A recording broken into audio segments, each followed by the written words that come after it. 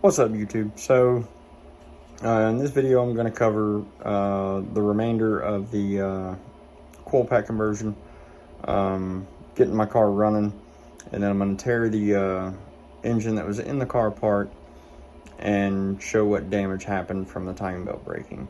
So from my last video, I had told you I had ordered a radiator. Well, I got notice yesterday morning that it was going to be back ordered, so I went ahead and canceled the order and went to the junkyard and found one in the junkyard. So I'm just going to use a used radiator.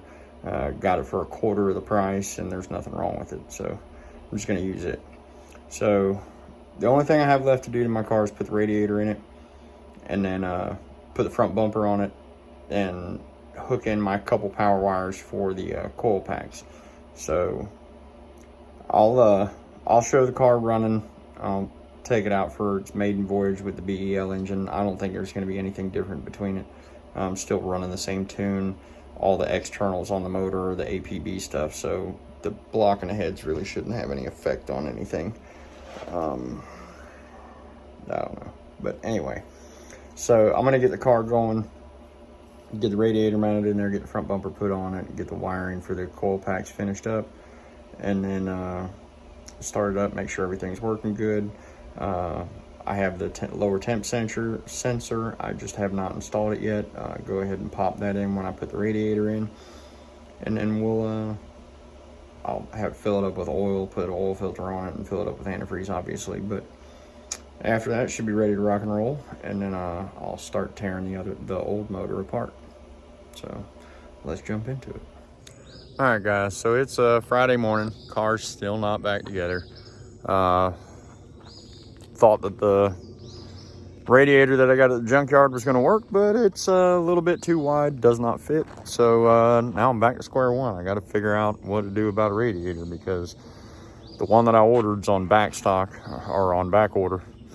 The place that I ordered it from said it could be up to 2 weeks before it comes in, and I haven't found anywhere else that has them in stock. Not that they had it in stock, but they said they could get it in 2 days, and now they're telling me 2 weeks. So I don't know what I'm going to do.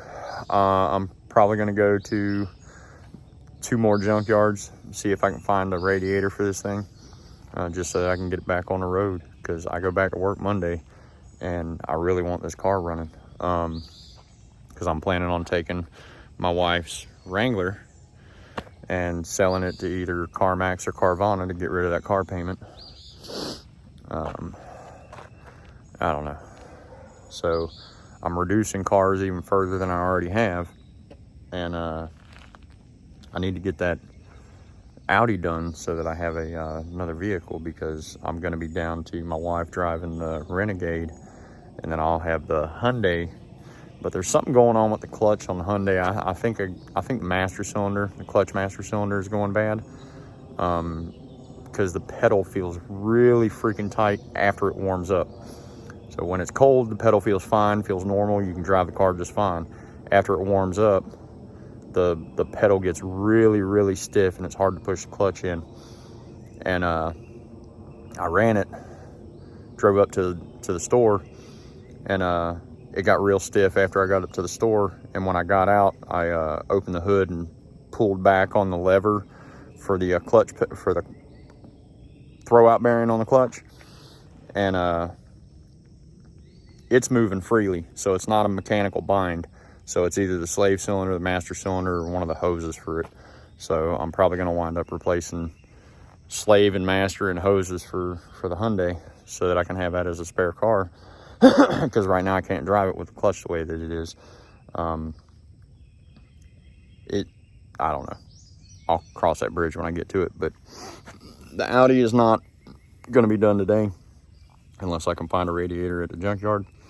So I'm going to go ahead and start tearing apart the engine that is under that tarp right there. I'm going to start tearing it apart to show y'all what happened to the heads and the pistons from when the timing belt broke. So hope y'all enjoy. All right, guys, so since the passenger side head is the one that had the problem with the cam not wanting to turn over and all that, I'm going to start by removing the passenger side head. So take valve cover off. I'm not even going to worry about the time belt. I'm just going to freaking cut it. It's an old belt. I just put it on there to see if the damn thing would start. So I'm not going to go through taking the tensioner and all that shit off. I'm just going to cut the fucking belt. And I'll have the head off here in just a second. All right, so now that I got the camera flipped around, you can see that valve's bent like hell. And then both of these intake valves are bent. So I got one exhaust valve that's completely bent, I mean screwed, and then these two are bent. These two intake valves are bent. You can see where it hit on the top of the piston, and then you can see how there's carbon buildup in here, and it really looks like this has been getting too hot in here. I honestly can't tell, but I swear it looks like it's getting too hot. Looks like it might have even been burning some oil. So, yeah. Probably a good thing that I'm switching this motor out, because I don't know the backstory on this motor. I bought it because my original motor, the power steering ears got cracked off. This ear right here and this ear right here got broken off, and the power steering pump wouldn't mount from where I got hit right here. So bought this motor so that I could get it going. And I didn't go through this motor like I did my very first motor. I just threw this thing together and freaking hoped for the best. Kind of what I'm doing to the BEL motor that's in there now. And yeah, it looks like this thing's been burning oil. And it smelled weird while I was driving it, but I didn't give a shit because I needed the car running. I was going to take a look at it this summer, but then the timing belt broke, and yeah, too late for that shit now. But totally destroyed that valve, and then those two right there. So I don't know if it fucked up down inside the head, but I should be able to get this head fixed as long as it's not cracked. So I'm gonna clean this thing up a little bit and like wrap it up in a plastic bag or something so it doesn't rust, and I'm gonna put it downstairs. I'm gonna go ahead and pull this other head off and see if we have any damage on this other head. So I'll pick back up after I have this head off. All right, and we have some bent valves on the driver's side head. So these two intake valves are bent. The lobes are all the way up. You can see the two lobes are right there. So those should be closed. You can see where they hit the piston right there and right there. Looks like that one's bent too, because it should be closed, and you can see, if you look at it, you can see it's not centered in the port anymore. Neither is that one. So it did a lot of damage, and that was low RPM. So this damage that I'm seeing in here, this was all done at low RPM. So I want to say the belt snapped at around 2,500, 2,800 RPMs. So I wasn't really, and I was not in the process of accelerating when it broke either. I was shifting into second. So the RPMs were actually dropping when the belt broke. So you can just imagine what would happen if you were going 4,000, 5,000, 6,000 RPMs. These valves will go right through the freaking top of the piston if it's going fast enough. It may not completely go through the piston, but it'll crack the whole top of the piston, and then you're SOL. You got to basically rebuild the entire engine. But even this head looks like it's been burning oil. So I believe I may have some bad valve guide seals on these heads, so they need to be rebuilt anyway. I mean, it could be the rings too, but what I'm going to do with this engine is now that I've got the BEL engine in the car, and I mean, obviously it's not running yet, but I've got it in there. As soon as I get the radiator, it should be running. I'm going to drive on the BEL while I completely rebuild this motor. So I think I'm going to build this motor for a big turbo application. So I think, and it will be a very slow process with me building this engine because of finances. Because if I build this engine, I'm going to go all out, and that shit ain't cheap. So it'll probably take me a while to amass the parts and to get it to where I can start building it before I even start doing any machine work or anything. I'll have all the parts here. So I'll probably wind up getting, I don't know if I'll even use these heads. I may wind up switching over to some 2.8 heads. I don't know what I'm going to do. I may wind up getting these heads fixed and reusing them, but I know the 2.8s have bigger ports, bigger intake ports. So for doing a big turbo application, I may wind up doing the 2.8 heads. But I haven't even gotten that far yet. What I'm gonna do though is I'm gonna store this motor away. I'm not gonna do anything with it currently. I'll store it down in my unfinished basement, or the unfinished room in my basement, because freaking 90% of my basement's finished.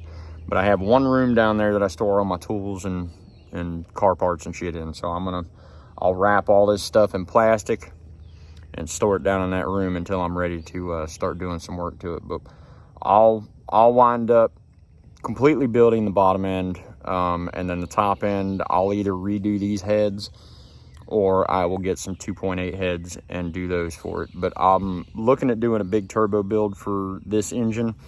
I don't necessarily believe that it will go in this car because this is my daily driver. I may wind up buying another A4 and doing a big turbo kit on it so that I can have a race car and a street car. Because like I said, I love driving this car every day. I don't want to make it to where it's not a reliable daily driver. So I'll probably wind up taking this motor and building it to the nines and then throw it in a different car. But I've got another wiring harness for it, and the only thing that I would have to find is either buy a car with a manual transmission or swap it over to a manual, whatever car I get. So I don't know. I may go with a B7 to put this motor in. I may go with another B6. I honestly don't know. But I have no intention of putting this engine back into this car unless something happens to the engine that's in the car. I'm just going to set this on the back burner and wait until I get a chance to actually do some work to it, and I'll show y'all when I start fucking with it. So yeah, there we go. All right guys, so I just got back from doing a side job up on the north side, close to South Carolina, and I checked part stores while I was up there, and one of them had a freaking radiator. So got the radiator for my car. I'm gonna go ahead and set it in the car, get the ignition coils wired up, install a temp sensor, and then get this thing running. So show you after I get everything buttoned up and once the thing's running. All right guys, so I got the radiator installed. You can see it behind me. So now I'm gonna work on doing the ICM delete and the coil wire conversion. You can see the jumbled mess up on top of the freaking engine up there. So I'm gonna start working on that, and I'll pick back up after I have that a little bit further in progress. All right guys, so since I'm doing my wiring harness a little bit different than how everybody else is gonna be doing it, I figured I'd show you what I'm doing. So I'm actually going to be, I've removed the wiring harness as much as I can without removing it from the entire engine compartment. But what I'm gonna do is I'm going to remove the original 3-pin connectors that are in the harness currently. I'm also going to remove the ICMs, and then I'm just going to bridge. I'm going to run this basically on top of this harness. I'll tape it to it and bridge it in and tap my wires in, and I'm going to get rid of the ICMs and get rid of the original 3-pin connectors. So I'll show you what I'm doing as I get it done.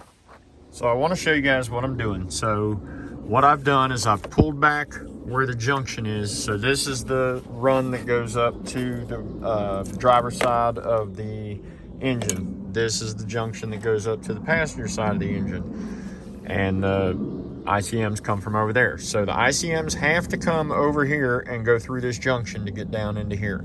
So these 3 wires, these big brown wires, those are the 3 wires that are coming from the ICM, and then this is the ground coming from this ground point off the back of the head. So I'm gonna cut that ground and I'm gonna pull it out, and then I'm gonna cut these 3 wires, and then these 3 wires are the 3 power wires. So you can see my red and green in my harness that I need to add right there. So there's the 3 wires that are feeding into the coil packs down here. And then the way these are run is that single ground the brown and yellow ground wire, that single wire runs down and then it jumpers and daisy chains. So this is the first connector in the series, and you can see there's 2 brown and yellow wires in there. And then in this one, you can see there's 2 brown and yellow wires in there. And then on the last one, there's a single. So it just daisy chains from wire harness to wire harness and down. So I'm just gonna clip it here, and then I'm gonna clip these 3 wires, and I'm gonna clip these 3 wires. Then what I'm gonna do is I'm actually going to clip the brown and yellow wire, both of the brown and yellow wires in this connector and in this connector. And then I'm gonna just pull the wires out of the harness, and I'll be able to pull the brown and yellow wire out of the harness as well. So that's how I'm gonna be able to remove the wire that's in here and then just have the new 4-wire coil pack wiring, and I'll be able to use all the original connectors off of it. I'll just bridge in, like I said, I'm gonna bridge into what's in here. So that's how I'm gonna get rid of the ICMs as well. So when I cut these wires, I'll actually be able to pull these wires back all the way over here to the ICMs. Hopefully, as long as they're not bound up inside of here too tight, I should be able to pull them all the way through. And that's what I'm hoping to be able to do. So we'll see how this goes. Okay, surprisingly, everything came out relatively easy. So I got the 3-pin connector for one of the ICMs, the other 3-pin connector for one of the ICMs right there, and then all 6 coil pack wiring connectors out of the harness. I only had to cut the harness open in 2 places, and I didn't even cut it here. I just rolled that back. I probably could have done the same thing here, but it was really tight, so I just cut it. So the only wires that I have hanging out in the harness right now that are unattended to are the power wires for the coil packs, and I'm gonna actually go up even further and cut them out and hook these in where they belong. So I've got all that removed. There's no I did have to cut it right here as well. I forgot about that. So I did have to cut there, and then I've rolled that back, and then I cut there. So all I've got left over here now are the 2 connectors for the ICMs that have the wires that I need to tap into with these small wires from my new system. So I'm gonna start fitting the wiring harness that I made out of this wiring harness that I made out of the 4-pin connectors. I'm gonna start fitting it into the wiring harness that's existing in the car and tap it in and tie it in with tape and shit, and then I'll pick up after I make a little bit more progress. Okay, so what I'm doing now is I'm actually test fitting the wiring harness. I've got the original wiring harness just sitting in here. The clips are not hooked in, they're just sitting where they belong. And then I've got the new wiring harness for the coil pack sitting in here, basically resting where they belong. And all I'm doing that for is so I can have point of reference where to attach it to my wiring harness. So I've got this side is completely bridged in and it's ready to put back into the car. This side, I've just got to put my marker on here and tape it. So what I'm going to do is put like 1 or 2 rounds of tape back here, pull the wiring harness back out, tape it up, then I'll install it. And then what I'm going to do is I kind of went overboard when I was taping this stuff, so I'm going to untape some of this stuff, and I'm going to wind up bunching the wire up back here because this wants to run the way the wiring harness was originally. This wants to run all the way up to the ECU. I don't want to do that. So what I'm going to do is I'm going to keep wrapping the wire back and forth, back and forth, back and forth until I get it to where I can crunch it down. And then I'm going to make my connections where I already opened up the harness. And yeah, I'll show you what I mean when I get to that point. All right, so you can see what I was saying. I put 2 markers on it. One up here at the front, which is the mark for as far forward as I can tape. And then one at the back just so that I can hold it in position so I know where it's going to belong. Now I'm going to go through and tape this up, and I'll tape it all the way back to this junction, and I'll stop right there. Then I'm going to remove all this tape, and I'll tape this up until it gets right there, and then I'll remove all the tape off of that end. And then well, no, I may not even tape this up yet. I may go ahead and remove the tape off of here and remove this right here because I'm going to wind up having to tape this entire area. So I'll bunch up all the wires right there and then I'll tape it up. But I'm gonna tap in. I'm gonna actually tap into these wires right here. I was planning on going all the way up to there, but I'm not gonna do that. It's gonna take too long. So I'm gonna tap in right here, and I'm gonna tap in my ECU wires right here. And I'm also, the grounds I'm gonna leave hooked up in their original daisy chain. That's why I'm gonna be bunching them back and forth. But the power wires for the coils, I'm gonna solder those together here. I am gonna bunch them back and forth, and I'm gonna cap all the wires that I don't use, but I'm gonna hook up 2 of these wires to feed these 6 wires. So I mean, it'd be all right. But, and I may not even do that. I may wind up cutting these and just soldering all 6 connections right here at this junction. So I'll figure out what I'm gonna do when I get to that point. All right, so now I have all my wires tapped in. I have the single ground from the daisy chain going into the 2 grounds that were going to the ICMs. All 6 of my feed wires from the ECU are hooked up. And then my 2 power wires going into the daisy chain for all the coil packs coming off of the original daisy chain going to all the coil packs. I have not capped off these wires yet. I'm going to. I just wanted to show you what all I did in here. So now I'm gonna cap these wires off, the other 4 that are in here, and then I'll wrap up this wiring harness and get it buttoned up and get this car back together. All right, everybody. So what I'm doing now is I'm replacing my 4-wire coolant temperature switch with the 2-wire lower temperature switch.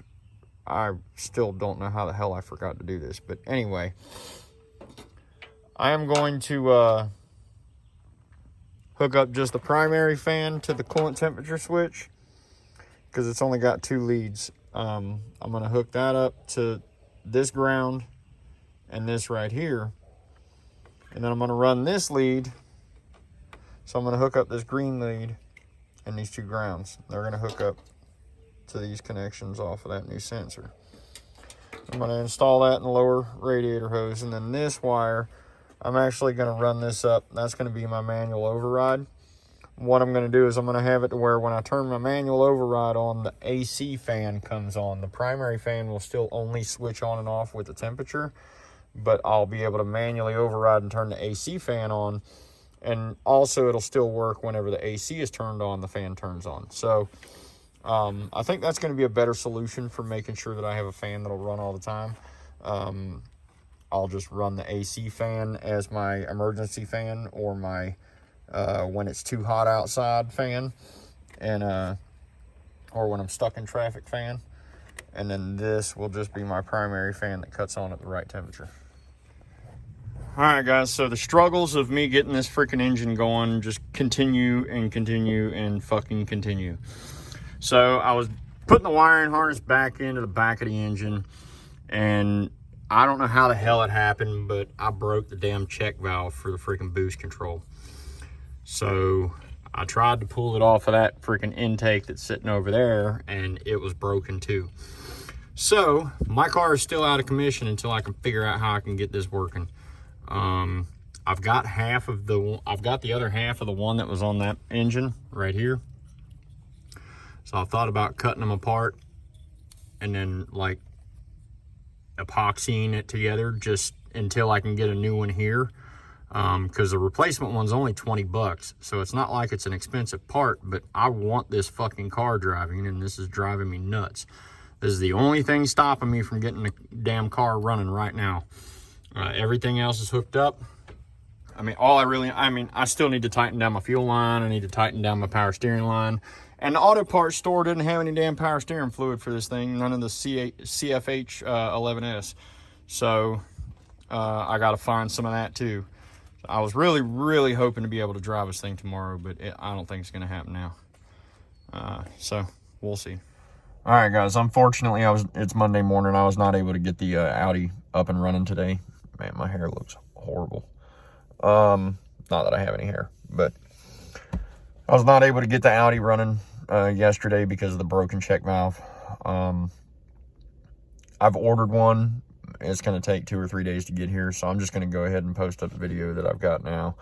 I'll give an update before I get into the Lexus stuff in the next video to let you know that the car is either running or not. But yeah, that's basically all I can cover in this video, because like I said, I can't get the car running without that check valve. So I'll give a quick update at the beginning of the next video, but the next video is going to be dealing with the Lexus, and pull the motor and start rebuilding the motor. So if y'all like this video, like always, please like, comment, share, subscribe, let your friends see what I'm doing, and have a great one.